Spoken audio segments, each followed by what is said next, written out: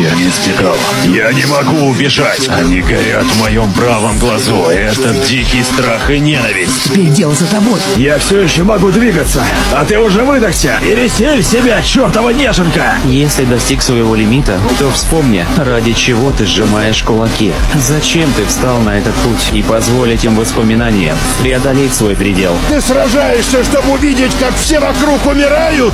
Подумай, Марк!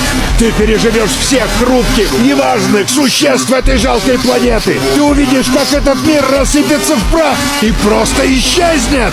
Я не пытался стать сильнее или изменить что-то к лучшему. Я просто вставал в идиотскую позу и оправдывал себя, что я пытался, что я что-то да все-таки делал. Я хотел сказать, что все бесполезно. Хотел, чтобы другие сказали, что все бесполезно. И я лишь притворялся, что прикладываю все усилия, лишь бы меня не жалели.